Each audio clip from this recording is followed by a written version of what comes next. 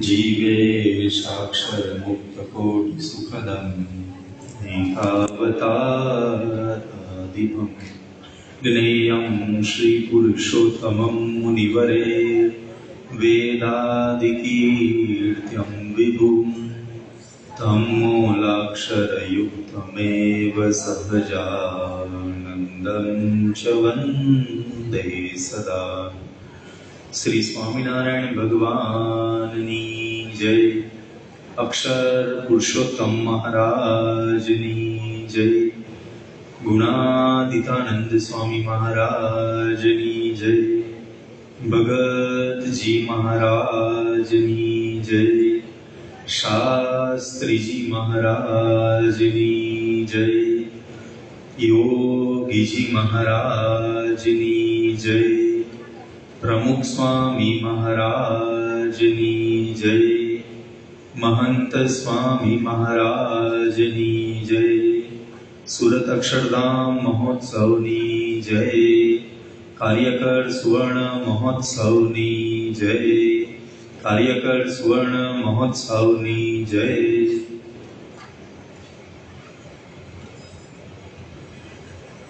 सद्गुरु ब्रह्मानंद स्वामी रचित पद संत परम हितकारी जगत माही संत परम हितकारी।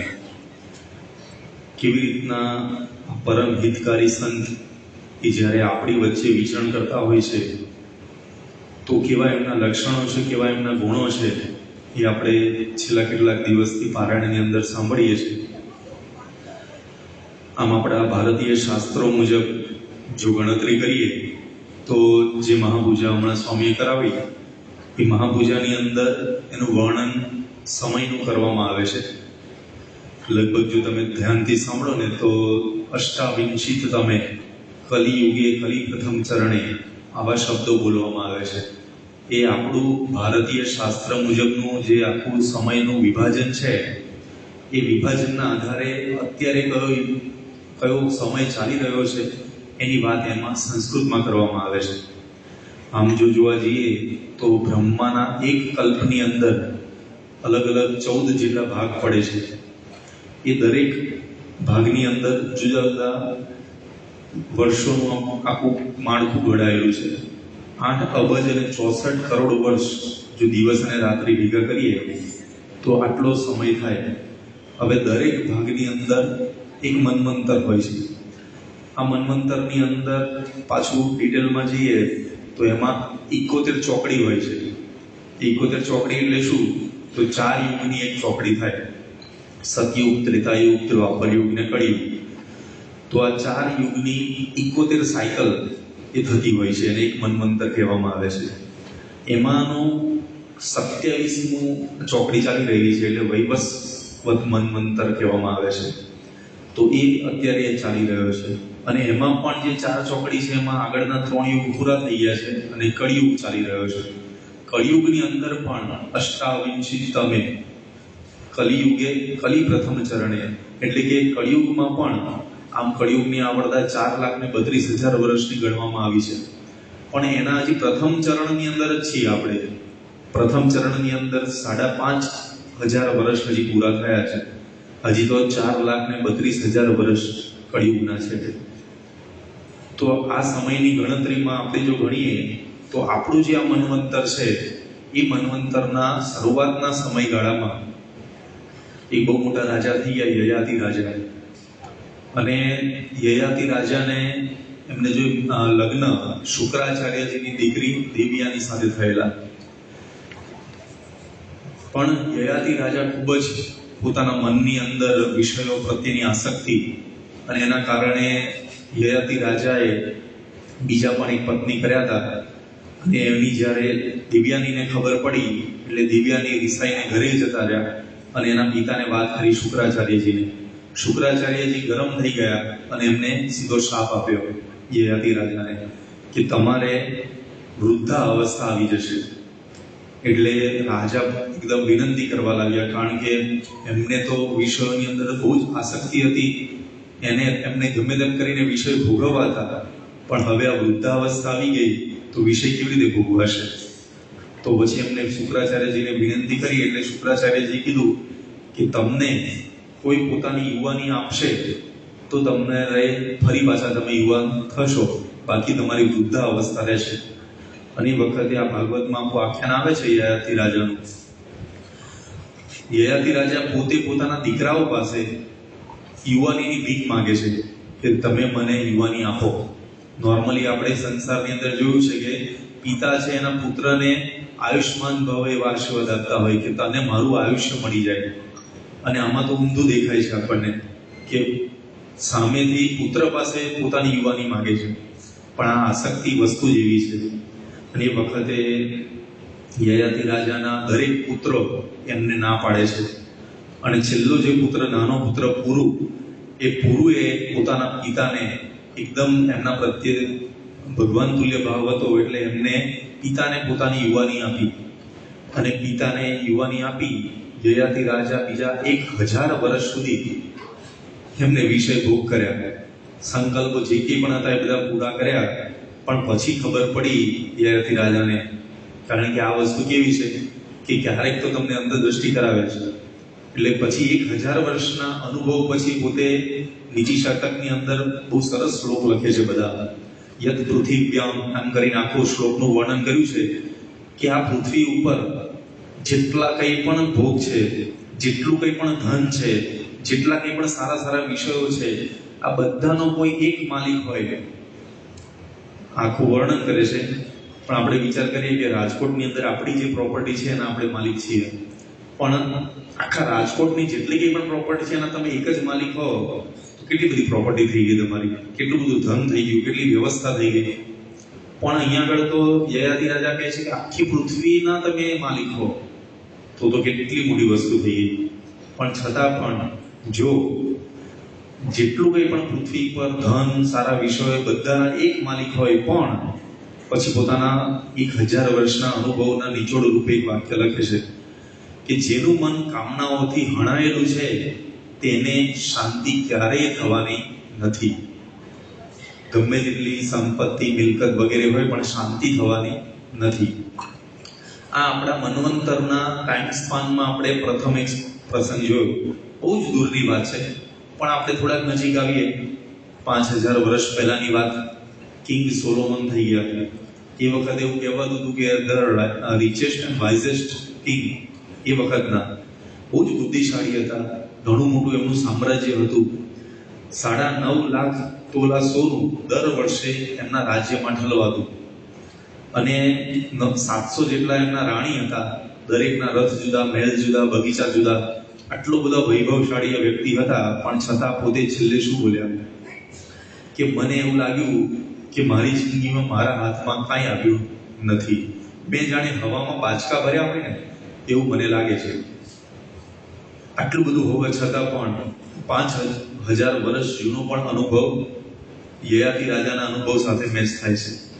હવે આપણે થોડાક વધારે નજીક આવીએ. 100 વર્ષ પહેલાનો અનુભવ જાણીએ. નેપોલિયન થઈ ગયા. 90% યુરોપ એમને જીતી લીધેલું. અને એમને એવું કહેવાતું હતું કે દુનિયાની કોઈ એવી કમ્ફર્ટ નહીં હોય, સુવિધા નહીં હોય કે જે પોતે ખરીદી ના શકે. અને છતાં પણ આટલા હોશિયાર, બાહોશ હોવા છતાં પણ એ છેલ્લે શું બોલ્યા કે મેં મારી જિંદગીની અંદર 7 સુખના દિવસો જોયા નથી. એટલે શાંતિ તો હતી જ નહીં. તો જે યયાતિનો અનુભવ હતો એ કિંગ સોલોમનનો હતો, એ અહીંયા આગળ નેપોલિયનનો પણ જોવા મળે છે. હજી થોડાક વધારે નજીક આવીએ તો હમણાંની જ વાત વિચાર કરીએ તો 3-4 વર્ષ પહેલા જ બિલ ગેટ્સ, આપણે બધા ઓળખીએ છીએ, જે બહુ ધનાઢ્ય વ્યક્તિ છે, 1 સેકન્ડના 4 લાખ રૂપિયા પોતે પોતાના બેંકમાં 1 સેકન્ડમાં જમા થાય છે. આટલું બધું કરોડોનું ભંડોળ છે. 1200 કરોડનો તો મોટો બંગલો હતો. પણ એવું તો શું થયું તો એમને ડાયવોર્સ લેવા પડ્યા, છૂટાછેડા લેવા પડ્યા. ઘરની અંદર 1300 કરોડનો તો બંગલો હતો, તો ક્યાંક વરસાદના લીધે પાણી ટપકતું હશે, કેમ ઘરમાંથી છૂટાછેડા થયા? તો અંદરમાં જે કંઈ વિષય ભોગની એવી આસક્તિ હતી એના લીધે બીજા સંબંધો બંધાયા. અને જ્યારે ઘરમાં ખબર પડી તો તણાવનું વાતાવરણ. એમના દીકરી પોતે કહે છે કે અમારા ઘરની અંદર છેલ્લા ઘણા વખતથી સંપૂર્ણ તણાવભર્યું વાતાવરણ રહેતું હતું. જ્યાં સુધી અંદર ઘરની અંદર તણાવભર્યું વાતાવરણ હોય તો શાંતિ ક્યાંથી હોય? ભલે ને સંપત્તિ ગમે તેટલી હતી. તો આ શાંતિ માટે આપણે જિંદગીમાં ઘણું બધું કરીએ છીએ. લાઈફની અંદર સારામાં સારો બિઝનેસ કરીએ છીએ, સારામાં સારી લાઈફસ્ટાઈલ જીવવા માટેના સાધનો વસાવીએ છીએ ઘરની અંદર, પણ ખરેખર અંતરમાં શાંતિ રહે એના માટેનો પ્રોજેક્ટ આપણો બાકી રહી જતો હોય છે. જે આપણને આટલા વર્ષોના અનુભવ પરથી આટલા બધા લોકોએ વિષય ભોગવ્યા છે, સાધનો સંપત્તિ વસાવ્યા છે, પણ એમાંથી છતાં એમને શાંતિ નથી થઈ. એ અનુભવ આપણને શું કહે છે? એક વખતે ત્યાં દિલ્હી અક્ષરધામના ઉદ્ઘાટન પહેલા ડોક્ટર સુબ્રમણ્યમ સાહેબ વિઝિટ માટે આવેલા, અને વિઝિટ દરમિયાન પ્રમુખ સ્વામી મહારાજની સાથે મુલાકાત થઈ. અને એ વખતે પ્રમુખ સ્વામી મહારાજને પૂછે છે કે what is your next project? પ્રમુખ સ્વામી મહારાજ, તમારો હવે એનો પછીનો પ્રોજેક્ટ કયો છે? દિલ્હી અક્ષરધામ તો આપણે આવું અદ્ભુત બનાવી દીધું, હવે નેક્સ્ટ કયું બનાવવાના છો? આવા મનમાં વિચારથી સુબ્રમણ્યમ સાહેબે આ પ્રશ્ન પૂછેલો. એટલે એ વખતે પ્રમુખ સ્વામી મહારાજ કહે છે કે સાહેબ, ભજન કરવું ને કરાવવું એ અમારો કાયમી પ્રોજેક્ટ છે, એની વચ્ચે આ બધા મંદિર તો થઈ જાય છે. પછી સ્વામી બોલ્યા કે અમારો શાંતિનો પ્રોજેક્ટ છે, શાંતિ આપવા માટેનો આ પ્રોજેક્ટ છે. એટલે કે આ સત્પુરુષ પૃથ્વી પર આવ્યા છે ને, એ આપણને ખરેખર શાંતિ આપવા માટે, શાંતિનો સાચો રસ્તો બતાવવા માટે આવ્યા છે. અને આપણે જોઈએ પણ એ જ છે ને, મુક્તાનંદ સ્વામીએ ભગવાન સ્વામિનારાયણના વખતની અંદર ભગવાન સ્વામિનારાયણને પ્રશ્ન પૂછ્યો હતો, હે મહારાજ, મને અશાંતિ છે તો એને શાંતિનો ઉપાય બતાવો. અને એ વખતે મુક્તાનંદ સ્વામીએ જ્યારે આ ઉપાય પૂછ્યો તો મહારાજ તો જવાબ આપવાની બદલે એમના બાળપણના ચરિત્રો કહેવા લાગ્યા. એટલે મુક્તાનંદ સ્વામી મનમાં એમ વિચારતા હતા કે મહારાજ કદાચ સમજ્યા નથી લાગતા મારા પ્રશ્નને, એટલે ફરીથી પ્રશ્ન પૂછ્યો કે મહારાજ, મારે શાંતિનો ઉપાય જોઈએ છે. તો મહારાજે ફરીથી પાછા એમના યુવા અવસ્થાના બધા ચરિત્રો કહેવા લાગ્યા. એટલે મુક્તાનંદ સ્વામીને લાગ્યું કે કંઈક હજી ગડબડ થતી લાગે છે. એટલે ત્રીજી વખત પૂછ્યું. એટલે ત્રીજી વખત જ્યારે પૂછ્યું એટલે મહારાજે કીધું કે તમે ગામડે બધે વિચરણ કરવા માટે જાઓ, ત્યાં તમને ઉપાય મળશે. અને પછી મુક્તાનંદ સ્વામી તો આજ્ઞા પાડીને નીકળ્યા, અને રસ્તામાં નિત્યાનંદ સ્વામી મળ્યા. અને નિત્યાનંદ સ્વામીએ બધું પૂછ્યું કે શું થયું, એટલે આખો પ્રસંગ કીધો. ત્યારે મુક્તાનંદ સ્વામીને સમજાવ્યું નિત્યાનંદ સ્વામીએ કે મહારાજનો કહેવાનો મર્મ આપ સમજ્યા નહીં. મહારાજ પોતે એવું કહેવા માંગે છે કે તમે જે શાંતિનો ઉપાય પૂછ્યો છે ને, એ શાંતિનો ઉપાય ચરિત્રોમાં રહેલો છે. આ જેટલા કંઈ પણ ચરિત્રોનું શ્રવણ કરશો ને તો જ શાંતિ થશે. વ્યાસજીને પણ અશાંતિ થઈ ત્યારે નારદજીએ પણ આ જ વાત કરી હતી ને કે તમે પ્રગટના ચરિત્રનો ગ્રંથ હજી સુધી લખ્યો નથી, એ કરશો ત્યારે શાંતિ થશે. તો શાંતિનો ઉપાય એ આ જ છે કે આપણે ભગવાનના ચરિત્રોનું શ્રવણ કરીએ, એવા સંતના ચરિત્રોનું શ્રવણ કરીએ જેનાથી આપણને શાંતિ થાય. તો છેલ્લા લગભગ ઘણા દિવસથી આપણે આવા સાચા સંત, જે બ્રહ્માનંદ સ્વામીએ પંક્તિમાં કીધા છે, એવા સાચા સંતની વાત સાંભળીએ છીએ, એમના પ્રસંગો અને ચરિત્રોનું પાન કરીએ છીએ.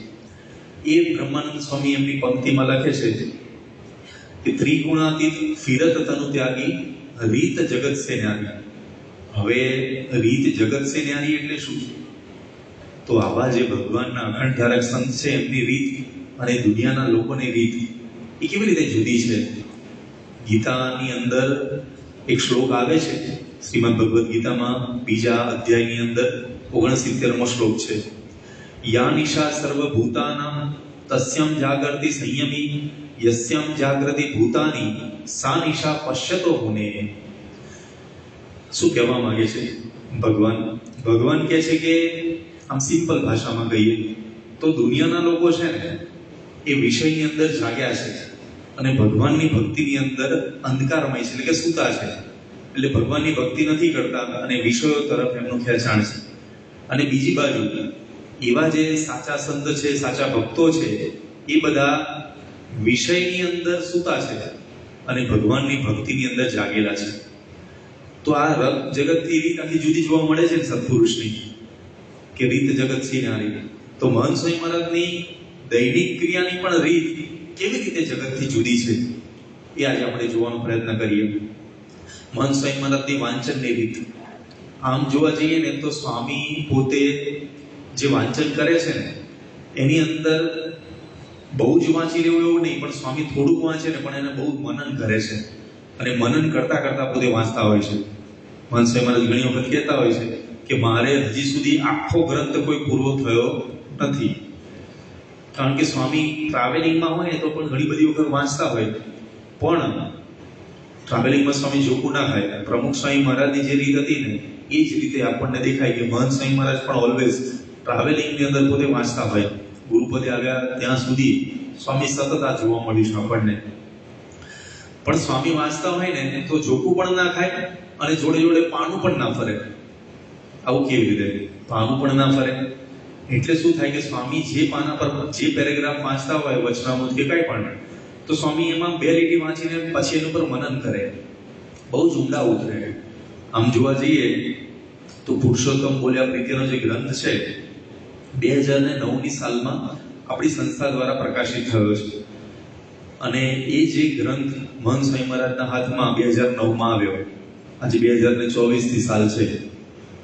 આટલા વર્ષોથી કોઈ પણ વ્યક્તિએ આ પુરુષોત્તમ બોલ્યા પ્રીતે ગ્રંથની અંદર જો ઊંડાણપૂર્વક અભ્યાસ કર્યો છે ને તો એકમાત્ર મહંત સ્વામી મહારાજ છે.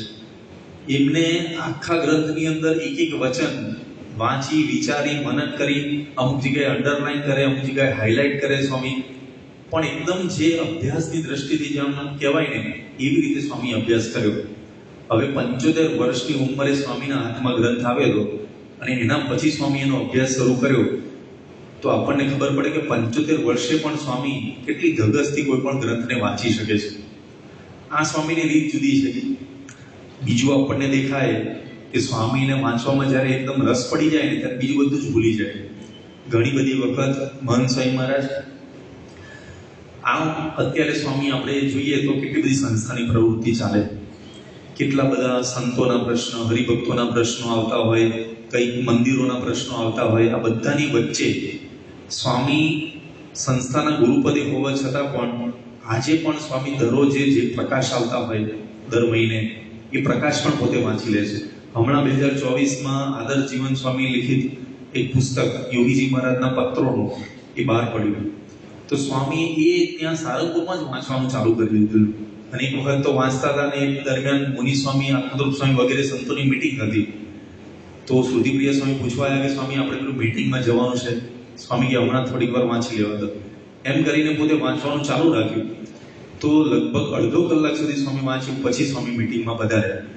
તો કેટલું બધું એમને આ વાંચનનું અંગ છે જે આપણને ખબર પડે છે. બીજું સ્વામીની બહુ જ મોટી રીત જે આપણને દુનિયાથી જુદી લાગે એ છે સ્વામીના ઉપવાસની રીત. ઉપવાસ સ્વામીએ ગુરુપદે આવ્યા ને ત્યાં સુધી એકદમ કડે ધડે કર્યા છે. અને એવું નથી કે ઘણી બધી વખત કેવું છે કે સ્વામીના જીવનની અંદર આપણે જોયું છે કે પ્રમુખ સ્વામી મહારાજ પણ એમને જ્યાં સુધી ઉપવાસ થતા હતા ત્યાં સુધી તો સ્વામીએ સારધાર બધા ઉપવાસ પાર પાડ્યા.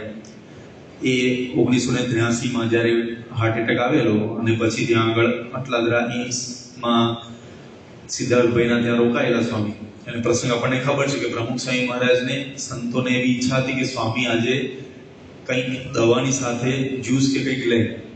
દવા તો લેવાની જ હતી, પણ એ દિવસે હરિજયંતિનો ઉપવાસ હતો, નિર્જળા ઉપવાસ.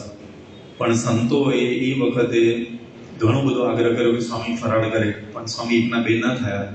અને પછી સંતોએ વિચાર બીજો કર્યો કે સ્વામીને એક ગોળી આપીએ ને જોડે જોડે થોડું થોડું જ્યુસ આપીએ, એમ કરીને કંઈક તો જાય અંદર. પણ એવા સંજોગોમાં પણ સ્વામીને જ્યારે એક ગોળી આપીને પછી વાટકીમાં જ્યુસ આપ્યું થોડુંક, સ્વામીએ તો લીધું. સ્વામીને એમ કે દવા પૂરી થઈ ગઈ, ત્યાં સુધીમાં બીજા સેવકે બીજી દવા કાઢી. એટલે સ્વામી એકદમ ગુસ્સે થયા. સ્વામી કીધું કે બધી એક સાથે ના આપી દેવી જોઈએ. તો આમાં લેશ માત્ર આવી પરિસ્થિતિમાં પણ સ્વામી ઉપવાસ છોડ્યા નથી. એ જ રીતે આપણને મહંત સ્વામી મહારાજમાં જોવા મળે છે. મહંત સ્વામી મહારાજે પણ ત્યાં આગળ સ્વામી પ્રમુખ સ્વામી મહારાજ 2014ની સાલમાં રોબિન સુધી જવાના હતા. એના પૂર્વે પૂજ્ય ઈશ્વરચંદ સ્વામી અને મહંત સ્વામી મહારાજ ત્યાં હતા, અને દરમિયાન જન્માષ્ટમીનો ઉપવાસ આવતો હતો. હવે આપણને બધાને ખબર છે કે જન્માષ્ટમીનો ઉપવાસ એકદમ નિર્જળા ઉપવાસ કરતા હોય છે બધા, પણ એ વખતે ત્યાં સંતો, સેવકો બધાને સેવા ચાલતી હતી. એટલે સાહજિક મહંત સ્વામી મહારાજે પૂછ્યું કે સ્વામી બધા આજે ફરાળ કરે, કારણ કે સેવા બહુ ચાલી રહી છે. તો મહંત સ્વામી મહારાજ એ વખત તો પોતે હા પાડી કે આ બધા ફરાળ કરે. પણ સ્વામી પોતે છૂટ ના લીધી, પોતે તો ઉપવાસ ચાલુ રાખ્યો. 2014ની વાત છે. હવે એ વખતે સેવક સંતોની ઈચ્છા થઈ કે આપણે સ્વામીને, ઈશ્વરચરણ સ્વામીને વિનંતી કરીએ કે એ શરબતનો ગ્લાસ આપવા માટે જાય તો સ્વામી લેશે. પણ ઈશ્વર સ્વામી જેવા રૂમની અંદર ગયા અને એ વખતે તરત જ બહાર આવી ગયા અને ગ્લાસ હાથમાં ને હાથમાં જ હતો. સેવક સંતોએ પૂછ્યું કે શું થયું સ્વામી? તો ઈશ્વર સ્વામી કે સ્વામી નહીં માને કે એ ઉપવાસ કરશે જ. તો 2014ની સાલ સુધી સ્વામીએ ખડે ધડે ઉપવાસ કર્યા છે. એક વખતે સ્વામીનું 2001ની આસપાસની સાલમાં ત્યાં અમેરિકામાં વિચરણ હતું અને સ્વામીને જલજીર્ણીનો ઉપવાસ હતો અને એ દિવસે વિચરણ પણ એટલું બધું, કથા વાર્તા પણ એટલી બધી, એટલે રાત્રે છે ને સ્વામીને સખત ઉપવાસ લાગેલો. એટલે બીજા દિવસે સવારે વહેલા જાગી ગયા 3 વાગ્યાની આસપાસ અને સ્વામી નાહી ધોઈ પૂજા કરીને જાતે પોતે શરબત બનાવવા માટે પહોંચ્યા. કેટલો બધો ઉપવાસ લાગ્યો છે. તો આપણને ખબર પડે કે સ્વામીને ઉપવાસ નથી લાગતો એવું નથી, પણ પોતે મનથી કેટલા મજબૂત છે એ આપણને બતાવે છે ઉપવાસની બાબતના. તો આ રીત એમની જગતથી ન્યારી આપણને જોવા મળે છે. ત્રીજી સ્વામીની રીત છે ને એ આહનિકની રીત. એ આહનિકની રીત પણ આપણને જગતથી ન્યારી જોવા મળે છે. આહનિકમાં શું આવે તો સ્વામીના પહેલું જોઈએ તો સ્વામીના જીવનમાં આપણને આરતી, એ આરતીનું કેટલું બધું મહત્વ હોય છે અને કેટલી બધી કેવી રીતે પોતે આરતી કરતા હોય છે ખ્યાલ આવશે. સ્વામી જુનાગઢમાં હતા અને ગુરુપદે આવ્યા પછીનો પ્રસંગ છે. સ્વામી લગભગ સવારે વહેલા ઉઠી જાય છે અને 2016 કે 17ની સાલનો પ્રસંગ છે. એટલે સ્વામી વહેલા ઉઠી જાય એટલે સેવક સંતોની ઈચ્છા રહે કે સ્વામીની પૂજા પૂરી થઈ જાય, નાસ્તો કરી લે, પછી થોડોક સ્વામી આરામ કરી લે અને આરામ કરીને પછી પાછા સ્વામી શણગાર આરતીમાં પહોંચી શકે. તો એ દરમિયાન સ્વામી 15-20 મિનિટનો આરામ લેતા હતા અને સ્વામી જ્યારે એકદમ જાગ્યા અને ઘડિયાળ સામું જોયું તો સ્વામીને લાગ્યું કે શણગાર આરતીનો સમય થઈ ગયો છે અને એ વખતે તરત જ સ્વામી ઊભા થઈ વોશ બેસિનમાં જઈને મોઢું તરત ધોઈ નાખ્યું અને સ્વામી સીધા જ સર્વસ્વની બહાર જવા માટે દરવાજા તરફ દોડતા પહોંચ્યા. અને એ વખતે સેવક સંતોએ જોયું, સેવક સંતોએ કીધું કે સ્વામી હજી આપને કાનના મશીન પહેરાવવાના બાકી છે. એટલે એક સેવક સંત ફટાફટ કાનના મશીન લઈ આવે, કાનના મશીન પહેરાવે અને સ્વામી તો ધીરે ધીરે ચાલતા જ જતા હતા દરવાજા તરફ. એક સેવક સંત સ્વામીને ઉપરનું ગાતરિયું પહેરાવવાનું બાકી હતું તો બીજા સેવક સંત ગાતરિયું લઈ આવ્યા, એ ગાતરિયું પહેરાવતા હતા સ્વામીને. અને આ બાજુ બીજા એક સેવક સંત પગમાં ચંપલ પહેરાવતા હતા. એટલામાં તો સ્વામી દરવાજા સુધી પહોંચી અને ઉપરની સ્ટોપર ખોલી દીધી અને સીધા જ સ્વામી બહાર આવી ગયા. ને બ્રહ્મવત્સલ સ્વામી લખે છે કે બાણ જેમ તીર જેમ નીકળે એટલી સ્પીડથી સ્વામી જાણે આરતીમાં પહોંચી ગયા. તો આપણને ખબર પડે કેટલો બધો ખટકો એમના જીવનની અંદર આ આરતી ભરવાનો હોય છે. આમ જોવા જઈએ તો મંગળા આરતીનો સમય દરેક મંદિરોમાં 6 વાગ્યાનો હોય છે, પણ અમુક જ એવા મંદિર છે કે જ્યાં આગળ 5:45 મંગળા આરતી થતી હોય છે. સારંગપુર, ગોંડલ છે, એવા બધા સ્થાનોમાં. તો સેલવાસની અંદર સ્વામી એક વખત પધાર્યા હતા અને સેલવાસ મંદિરે સ્વામીએ આગલી રાત્રે જ્યારે પહોંચ્યા ત્યારે સેવક સંતોને પૂછી લીધું હતું કે મંગળા આરતી કેટલા વાગે થશે. સેવક સંતોએ પણ એ વખતે કન્ફર્મ ના કર્યું અને સીધું સ્વામીને કીધું કે સ્વામી અહીંયા પણ 6 વાગે થતી હશે. એટલે સ્વામી સવારે તૈયાર તો વહેલા તો ઉઠી જ જાય સ્વામી, પણ તૈયાર થઈને સ્વામી 6 વાગ્યાની પહેલા 5 મિનિટ પહેલા સ્વામી નીકળ્યા મંદિરે જવા અને સંતો બધા સામે મળ્યા. એટલે સ્વામીએ સંતોને પૂછ્યું કે મંગળા આરતી થઈ ગઈ? સંતોએ કીધું કે હા સ્વામી મંગળા આરતી તો થઈ ગઈ 5:45. એટલે સ્વામીને એકદમ ધાસકો પડ્યો કે આજે આપણી મંગળા આરતી ચૂકાઈ ગઈ. એટલે સ્વામી તો આમ તો 4:30ના જાગી ગયેલા, પૂજાને બધું પણ થઈ ગયેલું. આ ગુરુપદે આવ્યા પહેલાનો પ્રસંગ છે. પણ એ વખતે સ્વામીને મનમાં એમ થયું કે આજે આપણી આરતી ચૂકાઈ ગઈ. એટલે એમને નક્કી કર્યું કે આજે તો ઉપવાસ જ કરવો છે. તો સેવક સંતોએ જ્યારે બધું શણગાર આરતી પૂરી થઈ પછી નાસ્તો આપવા ગયા રૂમમાં, તો એ વખતે મહંત સ્વામી મહારાજ કીધું કે આપણે આજે નાસ્તો કરવો નથી, આજે તો ઉપવાસ કરવો છે. તો કીધું કે સ્વામી થોડુંક તો લો. પછી કોઠારી સ્વામી આવ્યા, એમને વિનંતી કરી, સ્વામી ના માન્યા. પછી કોઠારી સ્વામીને વિચાર આવ્યો કે આપણે અહીંના અગ્રણી હરિભક્તને કહીએ અને એ પછી કહે સ્વામીને. એમ કરીને ત્યાંના એક અગ્રણી હરિભક્તને કીધું અને એમને સ્વામીને વિનંતી કરી કે સ્વામી જો તમે ઉપવાસ કરશો ને તો અમે પણ ઉપવાસ કરીશું. અને એ વખતે સ્વામી થોડા ઢીલા પડ્યા અને સ્વામીએ ત્યાં આગળ જે નાસ્તાની ડીશ હતી ને એમાંથી એક મમરો લીધો. પછી સ્વામી કે હવે લઈ જાઓ, તમારું વચન અમે રાખી દીધું. તો સ્વામીના જીવનમાં આપણને દેખાય કે કેટલો બધો નિયમ ધર્મનો આગ્રહ છે. અને આ વાતના સંદર્ભે ત્યાં આફ્રિકામાં મહંત સ્વામી મહારાજ સાથે પ્રશ્નોત્તરીમાં પ્રશ્ન પૂછવામાં આવેલો કે સ્વામી, તમે એક દિવસે આવો ઉપવાસ કરવાનું દ્રઢ ટેક કેમ લઈ લીધી કે આજે ઉપવાસ કરવો છે? તો સ્વામી એવું બોલ્યા કે જ્યારે બંધની દિવાલ તૂટે ને, બંધ કોઈ પણ ડેમ તૂટે તો શરૂઆતમાં એક નાની તિરાડ જ પડે, પછી તિરાડ ધીરે ધીરે મોટી થાય અને પછી આખો બંધ તૂટે. એમ શરૂઆત કોઈ પણ હોય નાનાથી થાય, જો એ વખતે આપણે ના જાગીએ ને એટલે સ્વામી કહે છે પછી મોટું થાય. એટલે એક આજ્ઞા લોપાય તો ધીરે ધીરે પછી ઘણી બધી આજ્ઞા લોપાતી હોય. એમ સ્વામીના જીવનમાં પોતાને આહાનિકનો જબરજસ્ત ખટકો છે. બીજું આપણને જોવા મળે સ્વામીના દંડવતની રીત, એ પણ આપણને જુદી જોવા મળે. સ્વામી કેવા કેવા સંજોગોની અંદર એમને દંડવત કર્યા છે. ગુરુપદે આવી ગયા પછી ત્યાં આગળ સ્વામી કલકત્તામાં વિચરણ માટે પધારેલા, અને એ વખતે કલકત્તાની અંદર ઘણી બધી વખત સ્વામીને એરપોર્ટ પર બેસી રહેવાનું થયું કે જેના કારણે સ્વામીના આખા શરીરની અંદર લાલાશ આવી ગઈ હતી અને સ્વામીનું સ્વાસ્થ્ય પણ અસ્વસ્થતા જેવું થઈ ગયેલું. અને એ વખતે મંદિરે પહોંચ્યા અને સંતો સેવક સંતોએ નોટ કર્યું, આમ તો સ્વામી જે પણ મંદિરે જાય ત્યાં અવશ્ય દંડવત કરતા હોય છે, પણ ત્યાં આગળ મંદિરે સ્વામી જ્યારે પહોંચ્યા અને દંડવત કરતા હતા ને, તો દંડવત કરતા કરતા એકદમ જ સ્વામીના બંને હાથમાંથી એક હાથ આમ જાણે આમ છટકી ગયો હોય ને એવી રીતનું થયું અને સ્વામી આમ બેલેન્સ આખું જતું રહ્યું. એટલે કેટલી બધી અશક્તિ સ્વામીને વર્તાતી હશે, પણ એવા સંજોગોમાં પણ સ્વામીએ દંડવત છોડ્યા નહીં. ઉપર તો દંડવત કર્યા, પાછા નીચે આવ્યા નીલકંઠ મંડપમાં આગળ, ત્યાં બીજા 5 દંડવત કર્યા. એટલે આવી પરિસ્થિતિમાં તો બધાને એમ થઈ ગયું કે સ્વામી દંડવત ન કરે તો સારું. પછી ડોક્ટરોએ સ્વામીને વિનંતી કરી કે સ્વામી આપે દંડવત હવે બંધ કરવા પડશે. 2 સંજોગોમાં સ્વામી થોડાક મહિના પછી ત્યાં દિલ્હી અક્ષરધામ પહોંચ્યા હતા અને નીલકંઠ અભિષેક મંડપમાં પહોંચ્યા અને સ્વામીને એકદમ ઉલટ આવી. એટલે સ્વામી સેવક સંતોને પૂછે, સ્વામી કે હું એક દંડવત કરું? હવે આપણને જો ડોક્ટરે ના પાડી હોય ને તો પછી આપણે તો સામેથી એવા રીઝન શોધતા જ હોય કે ભાઈ મને ડોક્ટરે ના પાડી છે કે મારાથી વહેલું નહીં ઉઠાય, કે મારાથી નીચે નહીં બેસાય, મારાથી દંડવત નહીં થાય, આવું બધું આપણે વિચારતા હોય. પણ સ્વામી સામેથી એ વખતે કહે છે કે હું એક દંડવત કરું, એક જ કરીશ.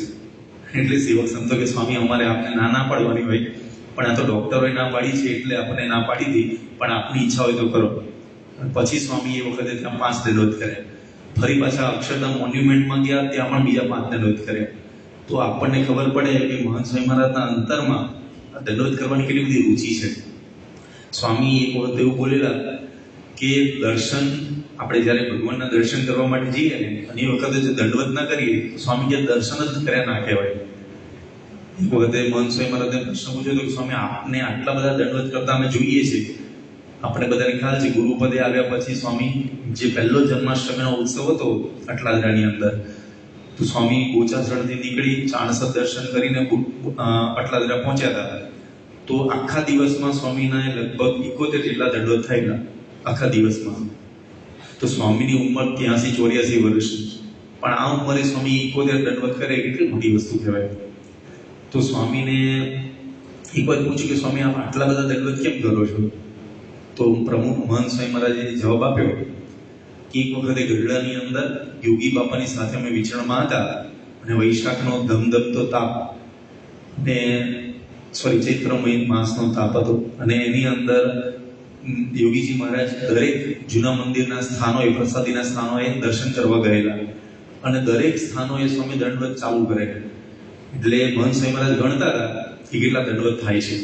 તો સ્વામીએ 150 દંડવત સુધી ગણ્યા મહંત સ્વામી મહારાજે, પછી ગણવાના બંધ કરી દીધા. અને પછી તો સ્વામી સાંજે પણ પાછા ગયા યોગી બાપા અને ત્યાં ફરી પાછા દંડવત કર્યા. તો મહંત સ્વામી મહારાજ કહે કે આ બધું જોયું હોય પછી કેવી રીતે દંડવત ના કરીએ? એટલે ગુરુની સામે એમની દ્રષ્ટિ છે એ આપણને દેખાય કે એમની દરેક આહાનિકની રીતની અંદર આપણને ગુરુ સામે દ્રષ્ટિ. એવી જ રીતે સ્વામીની આખા જગતથી જો રીત ન્યારી હોય ને તો છે એમની ચેષ્ટા બોલવાની રીત. સ્વામી જે ચેષ્ટા બોલે છે મહંત સ્વામી મહારાજ, અલૌકિક રીત છે. સ્વામીનો નિયમ પહેલેથી એવો છે કે ચેષ્ટા આખી પૂરી થાય ત્યાં સુધી વચ્ચે વાત નહીં કરવાની. પણ જો કદાચ ભૂલથી કંઈક અગત્યના કારણોસર જો વાત થઈ જાય તો ફરીથી પહેલેથી ચેષ્ટા બોલવાની. હવે આ કેવી રીત? પણ સ્વામી એવું પહેલેથી નક્કી કરી રાખેલું છે. અને એ આપણને જોવા મળે કે વખતે સ્વામીના વિચરણની અંદર મહંત સ્વામી મહારાજ એક વખતે નવા સેન્ટરમાં ગયા છે અને ત્યાં સ્વામી ચેષ્ટા બોલતા હશે ને કોઈ હરિભક્ત કાર્યકર વારંવાર સ્વામીને મળવા માટે આવે, પ્રશ્ન પૂછે, તો એ પ્રશ્નની વચ્ચે વચ્ચે સ્વામીને ચેષ્ટામાં બ્રેક વાગે એટલે સ્વામી ફરીથી બોલે, ચેષ્ટા ચાલુ કરે. એમ કરતા કરતા સ્વામીને 12 વખત આખી ચેષ્ટા ફરીથી સ્વામી બોલે અને 1.25 કલાકે ચેષ્ટા પૂરી થઈ.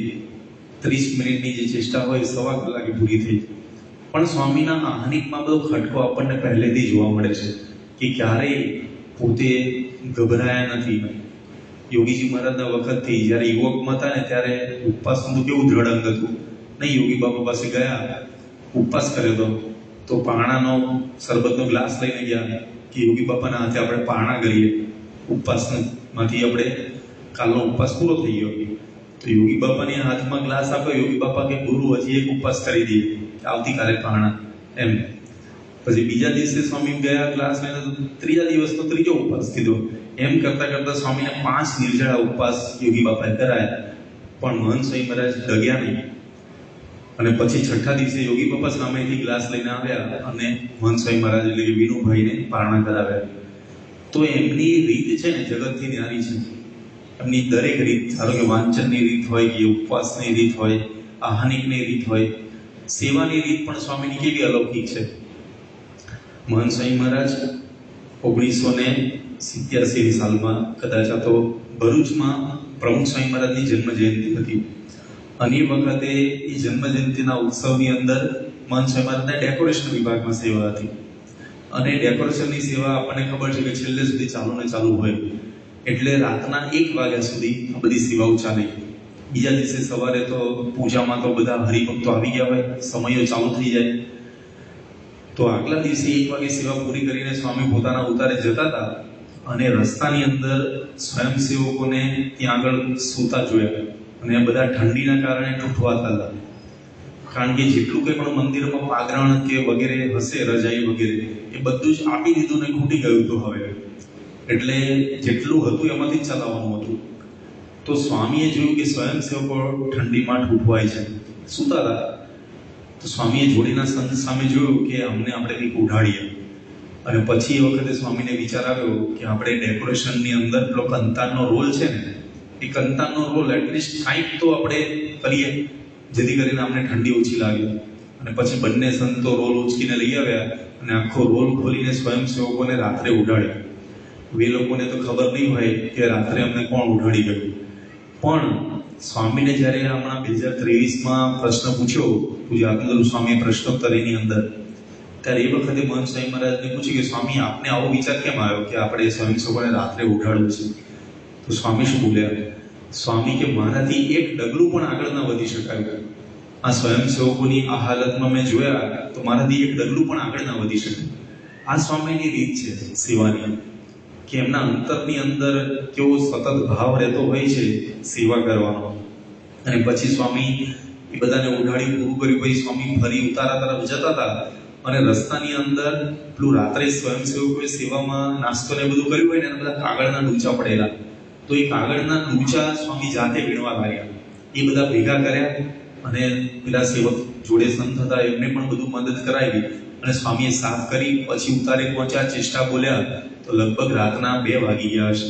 હવે બીજા દિવસે સવારે તો સ્વામી 3:45 તો જાગી જાય.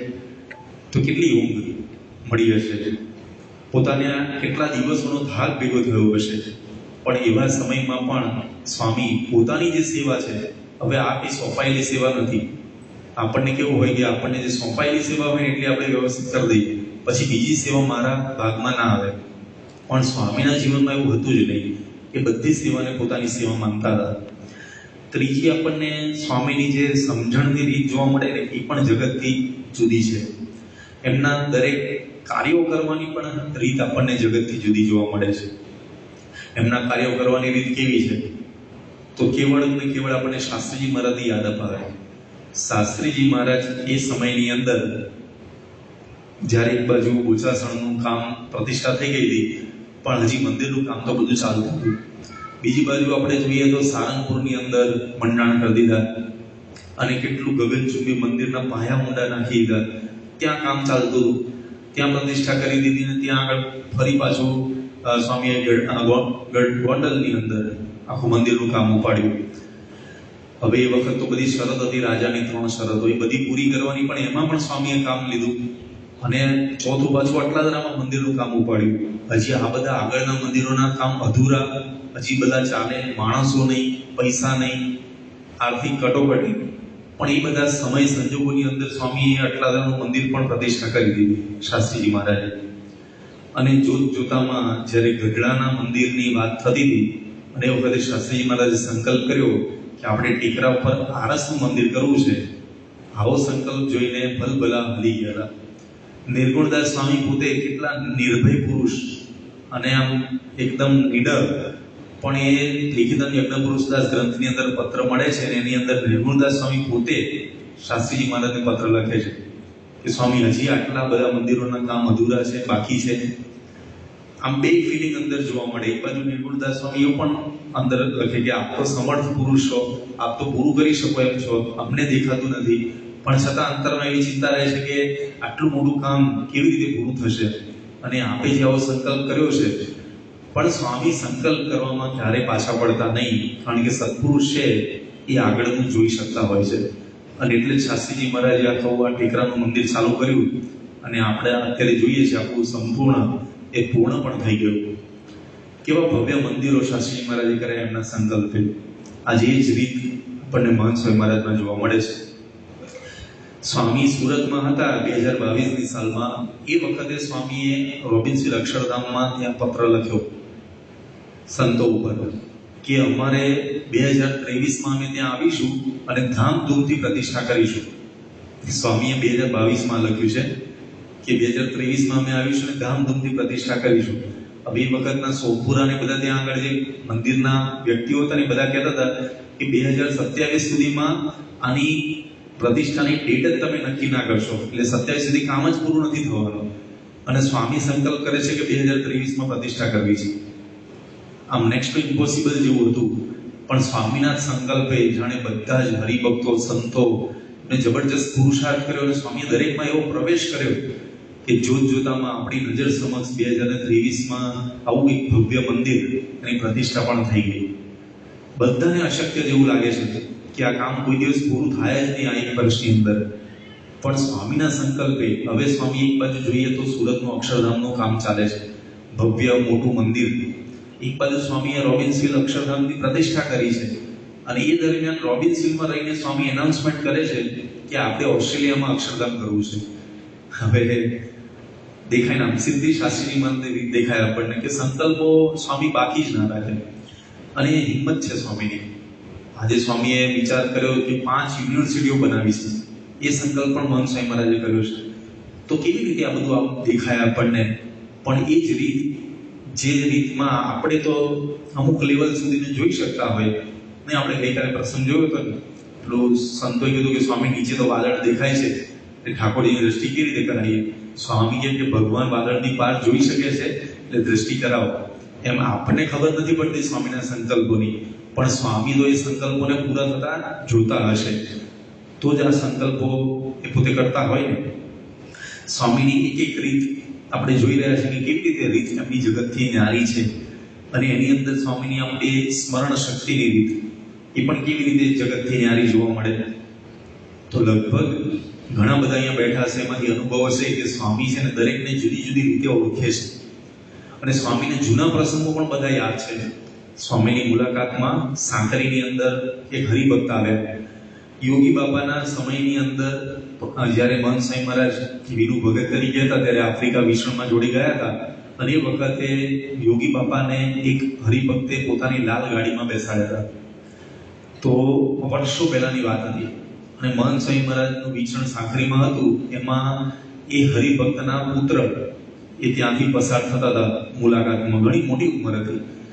તો બાપા એમને મળ્યા ને તરત જ શું બોલ્યા? લાલ ગાડી.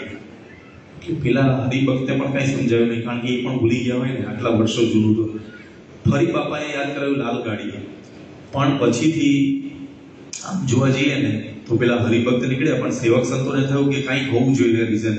બાપા લાલ ગાડી 2 વખત બોલ્યા છે, એટલે પેલા મેં પૂછ્યું કે કંઈ તમારે આવો જૂનો સંદર્ભ છે?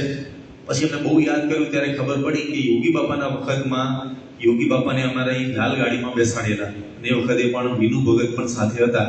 તો આટલા વર્ષો જૂનું યોગી બાપાના વખતનું સ્વામીને કલર પણ ગાડીનો યાદ, સ્વામીને નામ પણ યાદ હોય હરિભક્તોના. સ્વામી ઘણી વખત તો હરિભક્ત કોઈ કાર્ય કરે, સંવાદમાં ભાગ લીધો હોય ને તો એ સંવાદમાં કયું પાત્ર ભજવ્યું હતું ને એ નામથી પણ સ્વામી બોલાવે. તો આપણને ખબર પડે કે સ્વામીની હરિભક્તો સાથેની કેટલી બધી આત્મીયતા છે, એટલે જ આટલું બધું યાદ રાખી શકે ને. બાકી આ ઉંમરે યાદ રહેવું તો ધીરે ધીરે સ્મરણ શક્તિ તો ઓછી થતી જાય, ઉંમર વધતી જાય. પણ સ્વામીમાં આપણને એકદમ જુદું દેખાય છે. સ્વામી આ ઉંમરે પણ દરેકને પોતાની અલગ રીતથી પોતે યાદ રાખી શકે છે. આમ જોવા જઈએ તો સ્વામીના સંકલ્પોની રીત પણ કેવી જુદી છે. એ હંમેશા જે રોજ સવારે પ્રાર્થના કરે છે, તો દરેક આમ સ્વામી જે સવારમાં મુદ્રા કરતા હોય છે, તો દરેક આખા વિશ્વની અંદર બધે શાંતિ સ્થપાય, દરેક દેશો આગળ વધે, દરેકનું કલ્યાણ થાય, આવી શુભ ભાવના સાથે સ્વામી જ્યારે મુદ્રામાં બેસતા હોય છે ત્યારે સંકલ્પની પ્રાર્થના કરતા હોય છે મનોમન. પછી સ્વામી દરેક સંતોને યાદ કરે, સદગુરુ સંતોને યાદ કરે, દરેક હરિભક્તોને યાદ કરે. તો સ્વામી આમ સવારમાં આવી રીતે જ્યારે પોતે મુદ્રામાં બેઠા હોય ત્યારે દરેકનું કલ્યાણ થાય એવા શુભ સંકલ્પો પણ સ્વામી કરતા હોય છે. બીજી સ્વામીની આજે આપણે દુનિયાની ભાષામાં પરિભાષામાં કહીએ તો લીડરશિપ, નેતૃત્વ. તો સ્વામી જ્યારે ગુરુપદે આવ્યા એને 2016 થી લઈને આજ દિન સુધી જોવા જઈએ તો ઘણા બધા વર્ષો થઈ ગયા. પણ મહંત સ્વામી મહારાજ હમણાં જ 2020માં જ્યારે મેનપુરમાં હતા ત્યારે સ્વામી એક આશીર્વાદમાં બોલ્યા હતા કે મને મનાતું જ નથી કે હું ગુરુ છું, હું મુખ્ય છું કે હું નેતા છું. તો સ્વામીના જીવનની અંદર કાર્ય કરવાની રીત પણ કેવી છે કે પોતે ભલે ગુરુપદ પર છે પણ હંમેશા દાસ ભાવે, સેવક ભાવે એ પોતે દરેક સેવા ક્રિયા કરતા હોય છે. તો એમનું જે ગુરુપદે હોવું ને એ પણ રીત આખી આપણને જગતથી જુદી જોવા મળે છે. જે ગીતામાં વાત કરી હતી યાનિશા સર્વભૂતાના, જેમ દુનિયાના લોકો જેમાં પોતે માલ માને છે, જેમાં પોતે રસ ધરાવે છે, એનાથી તો સ્વામીની રીત આપણને કેવી આમ એકદમ જ જુદી લાગે છે. ગઈકાલે પણ આપણે એક પ્રસંગ જોયો તો એની અંદર નર્મદાની અંદર હાંફેશ્વરની પ્રતિષ્ઠા વખતે મહંત સ્વામી મહારાજ એકદમ આમ નહીં પ્રતિષ્ઠામાં બેસતા બીજાને બોલાવતા હતા મહંતને, અને વચ્ચે બેસાડે, પોતે ખસતા જાય એમ કરીને છેક ખૂણામાં જતા રહે સ્વામી પોતે. એનો ફોટોગ્રાફ પણ ગઈકાલે આપણે જોયો. તો સ્વામીની રીત કેવી જુદી છે. બાકી બીજા બધા કોઈ હોય તો એમ થાય કે હું વચ્ચે બેસી જાઉં, પણ રીત જગતથી ન્યારી. એ હંમેશા બીજાને આગળ કરવામાં પોતે માનતા હોય છે. અજાત શત્રુતા પણ કેવી સ્વામીની. અહીંયા જ આપણે જ્યારે રાજકોટમાં જન્મજયંતિ મહોત્સવ ઉજવાયો તો એ વખતે પણ જન્મજયંતિ મહોત્સવમાં જે અમુક વ્યક્તિઓએ સહકાર નહોતો આપ્યો, તો સ્વામી સામેથી કીધું કે તમે એ લોકોને પણ બોલાવજો આપણા સમયની અંદર. અને સ્વામીની ઈચ્છા હતી એટલે બધા પણ આવ્યા, સ્વામીને મળ્યા, અને સ્વામીએ કીધું કે આ બધાને જમાડીને મોકલજો. આવી રીત આપણને દુનિયામાં ક્યાંય જોવા ન મળે. ઉપરથી તો બહારના લોકો તો કેમ કરીને એનું ખોટું થાય, ભૂંડું થાય એના પ્રયત્ન કરતા હોય, પણ સ્વામીની રીત જગતથી ન્યારી છે. એક વખત અમે બધા ત્યાં ગોંડલમાં સ્વામીનો લાભ લેવા માટે ગયેલા, અને એ વખતે આપણા દાર એ સલામના મુખ્ય હરિભક્ત સુભાષભાઈ, બહુ થોડાક વર્ષો પહેલાની વાત છે, તો એ વખતે સુભાષભાઈએ સ્વામીને બીજા એક વ્યક્તિને ઓળખાણ આપી. એ સત્સંગી નતા પણ મૂળભાવી જેવા હતા. અને પછી મહંત સ્વામી મહારાજને રૂમમાં ગયા અને પછી સ્વામીને કીધું કે સ્વામી આ ભાઈના $30,000 ખૂબ જગ્યાએ ફસાઈ ગયેલા અને મળવાની શક્યતા જ નથી, પણ કેમે કરીને એને એકદમ જ સામેથી પેલા ભાઈનો ફોન આવ્યો અને આ $30,000 એને ચૂકવી દીધા. એટલે આ ભાઈની ઈચ્છા છે કે મારે કંઈક સેવા કરવી છે, આમાંથી આપ જે કોઈ સેવા કરવી છે. તો સુભાષભાઈ આખી વાત કરી બાપાને, મહંત સ્વામી મહારાજને. હવે મહંત સ્વામી મહારાજને રકમ કહેવાની હતી કે કેટલી સેવા કરે આમાંથી. તો એ વખતે અમે પણ ત્યાં આગળ હાજર હતા. કોઈ પણ વ્યક્તિ હોય અને તમને સીધું જ આમ પૂછે કે $30,000 મને મળ્યા છે, મારે સેવા કરવી છે, તમે કહો એટલી રકમ, તો સ્વામી શું બોલ્યા કે એમને કહેજો કે $2100 સેવા કરે. $30,000 એટલે કેટલા થાય અને $2100 કેટલા થાય? તો આમ રીત આખી સ્વામીની જગત એ જુદી હોય ને. કોઈ પણ વ્યક્તિના અંતરમાં લેશ માત્ર પણ થોડો પણ લોભ હોય ને, તો બહારના કોઈ વ્યક્તિ હોય તો શું કરે કે ભાઈ ભગવાન તને તો મળવાના દાદા, ભગવાને તને આપ્યા છે તો તું સેવા કરી દે. પણ સ્વામીના અંતરની અંદર એ આપણને દેખાય કે રીત જગતથી ન્યારી. સ્વામી જાણે બધું જ જોતા હોય ને એવો આપણને અનુભવ થાય. શતાબ્દી મહોત્સવની પણ અંદર આપણે જોયું છે કે જ્યારે કોઈ પણ વ્યક્તિ પોતાની નામના વધે, ફેમ વધે પોતાની, એના માટે જ પ્રયત્ન કરતા હોય, પણ આટલો મોટો ઉત્સવ થયો, 1,22,00,000 લોકો આવ્યા ત્યાં આગળ, અને એ બધા પણ બહુ મોટા મોટા મહેમાનો પણ દેશ ને દુનિયામાંથી આવ્યા, પણ સ્વામીએ પોતાની નામના વધે એવું કાંઈ જ કર્યું નહીં. આખા ઉત્સવની અંદર આપણે જોઈએ તો ક્યાંય સ્વામીની મૂર્તિ નહીં, ક્યાંય સ્વામીને એવું મોટું આમ મોટી છબી હોય કે મોટી મૂર્તિ હોય એવું કાંઈ જ નહીં. પોતે જાણે પાછળ, પડદાની પાછળ રહીને જ આ બધું સેવા કરતા હોય ને એવું દેખાય આપણને. મુખ્ય જે સભા હતી, ઓપનિંગ સેરેમની, મોદી સાહેબ પણ ત્યાં આગળ આવેલા, બધા જ હજારો લોકો આમ જાણે એ લાઈવ વેબકાસ્ટ પણ જોતા હતા, અને બધા જ લોકોને આમ ઇંતજારી હોય કે કેવો સમયાનું આટલું ઓપનિંગ થવાનું છે, આવા ભવ્ય સમયાનું. તો એની અંદર કોઈ પણ વ્યક્તિને ધારો કે પ્રવચન આપવાનું થાય તો સાહજિક રીતે પોતાના સમય કરતાં વધારે સમય લઈ લેતા હોય. પણ મહંત સ્વામી મહારાજની રીત કેવી જુદી જોવા મળે.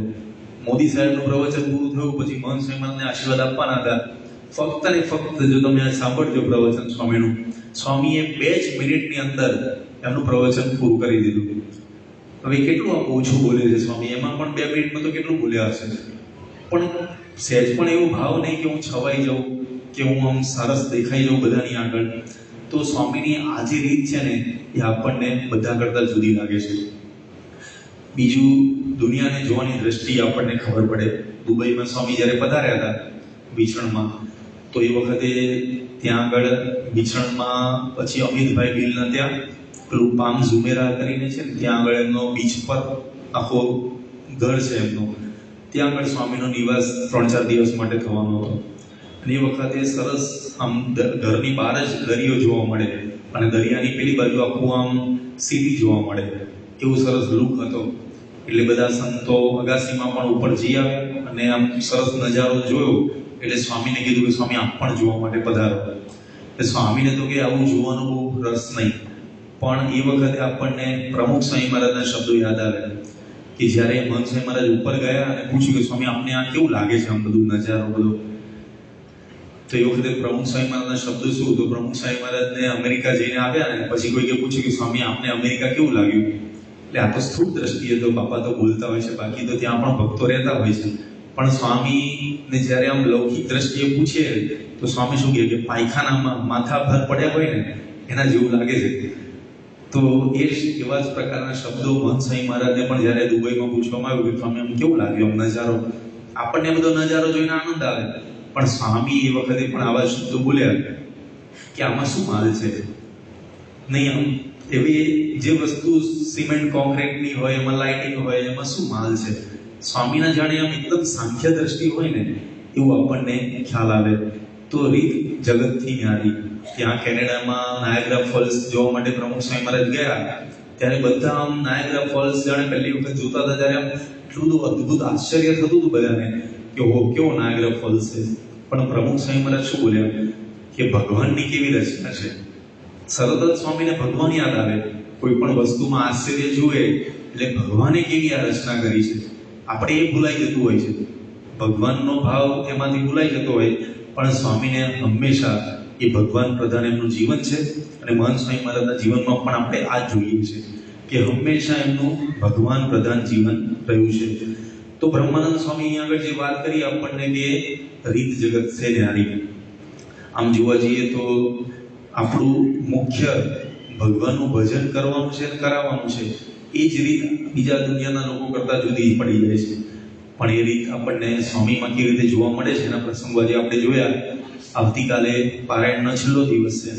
એટલે પારાયણ તો 1 મહિના સુધી ચાલવાની છે, પણ આપણે આજે સંત પરમ હિતકારી પારાયણનો આવતીકાલે છેલ્લો દિવસ છે, અને એની અંદર આપણે મુખ્ય વાત જે બ્રહ્માનંદ સ્વામી આપણને કહે છે કે બ્રહ્માનંદ કહે સંત કી સોબત મિલત હૈ પ્રગટ મુરારી, કે ભગવાનનું સ્વરૂપ એ આપણને સંતના સ્વરૂપે કેવી રીતે પ્રાપ્ત થયું છે, કેવી રીતે પ્રગટ ભગવાનની ઓળખાણ કરવાની છે, એની વધુ વાતો આપણે આવતીકાલે જોઈશું.